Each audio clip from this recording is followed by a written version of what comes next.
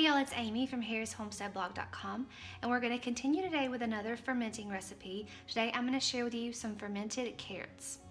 So it's going to follow the same pattern as all of the other fermenting recipes I've already shared on this channel, where you submerge the vegetable under a saltwater brine for several days on your counter, then store it in the fridge for about 6 months. I'm going to get a saltwater brine started on my oven, on my stovetop. So I'm going to use about 3 or 4 cups of water and then add my salt. I'm going to do 4 tablespoons of salt. This will not be all of the water we use, it's just what I'm going to dissolve the salt in. I will add more water to fill this jar at the end. Okay, so I'm going to remove the ends of my carrots and peel them. You do not have to peel them, that is optional. We just prefer ours peeled. Now these are wonderful dipped in the milk kefir ranch recipe I've shared on this channel recently. I'll link it in the cards above as well as in the description box below if you'd like to check that out. Both of these together is an extremely probiotic rich, healthy snack that I absolutely love.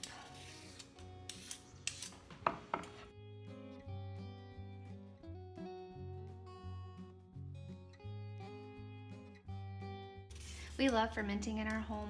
There's typically always something sitting out on our counter fermenting.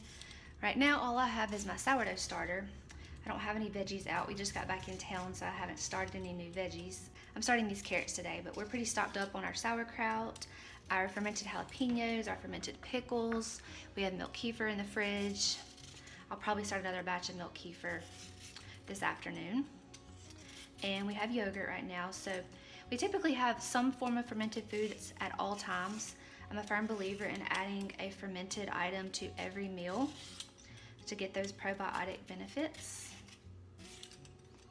Whether it be a side of sauerkraut, some jalapenos on top of a burger or a meatloaf, pickles on a salad, jalapenos on a salad, milk kefir in a smoothie or in our ranch dressing. Carrots are great chopped up on a salad.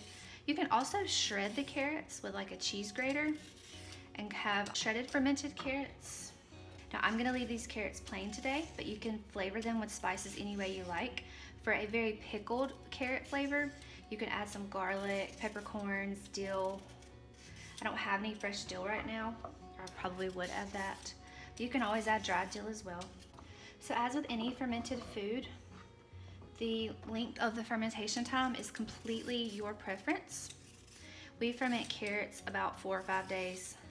Some people do up to 10, some people do as little as 3. If you're ever having a mold issue with fermenting, just make sure that vegetable, all the parts of the vegetable are staying below the brine. If any part of the vegetable floats above the brine, air could be hitting it, which causes the molding process.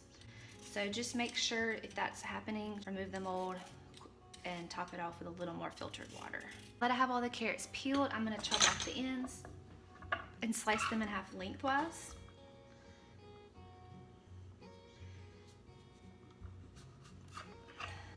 And begin adding them to my mason jar. I like to lay it over flat and start laying them in.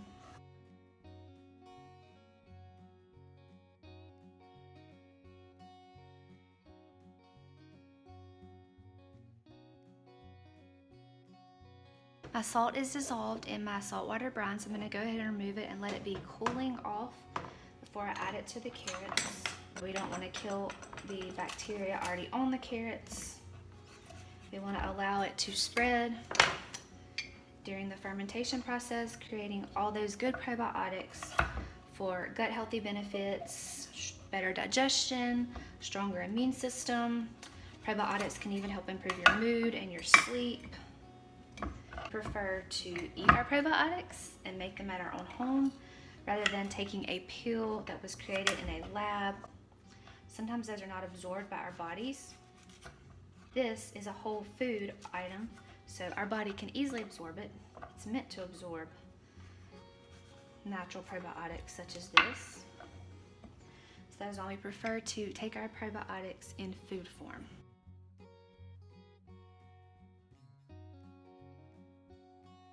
These carrots will still have their crunch after the fermentation process. They'll just have that slightly pickled sour taste, that distinctive fermenting taste that we absolutely love on our fermented food items. Okay, so you see that that amount of carrots did not fill my jar. I guess I didn't have quite a pound. I'm gonna grab a few more to peel and add to that jar.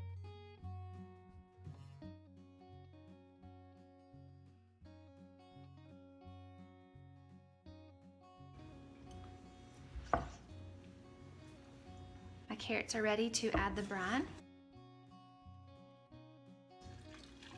So I'm gonna just top this off with some filtered water so that the carrots are fully submerged and that I can place my fermentation weight to hold them down. Always use filtered water when you're fermenting vegetables. That's just so none of the bacteria in the water can react with your vegetables that are fermenting. All right, so we're just gonna top this off. I use these fermenting weights. I've talked about them before on this channel. I will link them in the description box below. If you don't have a weight, just grab a Ziploc bag and put some rocks in it and lay it right on top of your vegetable. When you're fermenting, you want to loosely place the lid. You can also use special fermenting lids, or you can take a tea towel and put a rubber band around it. I just use this lid and loosely put it on so that any gases that might be released in the fermentation process can easily escape. And I'm just going to leave it on the counter for about 4 days. So again, you can flavor these any way you like. You can try garlic, dill, peppercorns. You can even make this with cabbage and have like a carrot cabbage type of sauerkraut. These are delicious. I hope you will try them and just begin fermenting any vegetable, whether it be jalapenos, pickles, carrots. Start making yogurt or milk kefir. Just pick somewhere and start. Probiotics are beneficial in any way that you add them, so just add one vegetable and start there. And when you become comfortable with fermenting foods, go ahead and add another vegetable. So I hope you enjoyed this video on how to ferment carrots. If you want some more fermenting ideas, you can check out my free ebook below. It has this recipe as well as our other favorite fermenting foods in our home. If you like this video, please give me a thumbs up. I'd really appreciate it. And if you're new to my channel, please hit that subscribe button below, where I post 2 new videos each week on our homegrown lifestyle at our Wholesome Homestead. Thank y'all so much for watching.